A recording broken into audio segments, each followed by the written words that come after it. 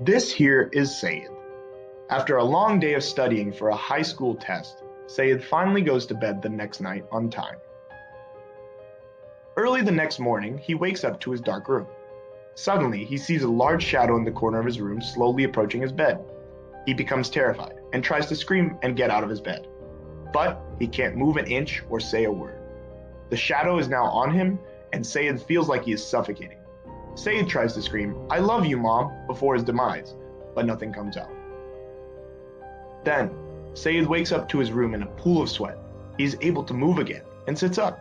Sayed can't believe what he just saw was a dream because his room was exactly the same in his dream. He thinks he is going crazy and wants to know if anything is wrong with him. So he looks up his sleep symptoms and finds the phenomenon he experienced was called sleep paralysis. He becomes scared by several historical accounts of the phenomenon online. The earliest clinical description dates back to a 1664 Dutch physician's collection of case histories. One case describes a woman who believed the devil lay upon her and held her down.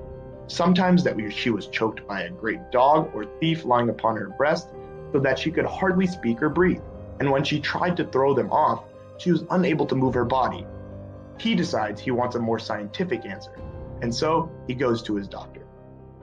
After explaining his paranormal activity, his doctor reassures him that what he experienced was perfectly normal, especially for people his age.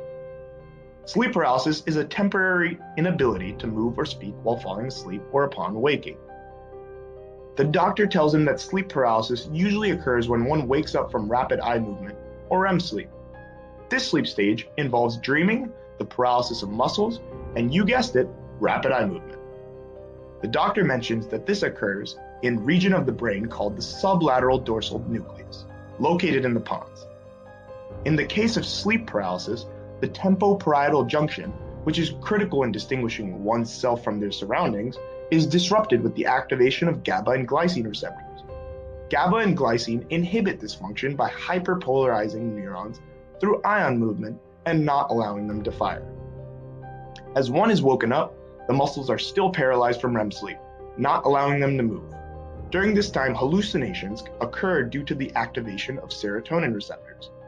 As one realizes they are experiencing REM paralysis, the motor cortex sends signals to the body to overcome the paralysis and end the atonia. The doctor relieves Sayed by telling him that he will outgrow the condition and that basic treatments include reassurance from family members. Moreover, his condition isn't bad enough to require drugs such as pimavanserin to prevent hallucinations.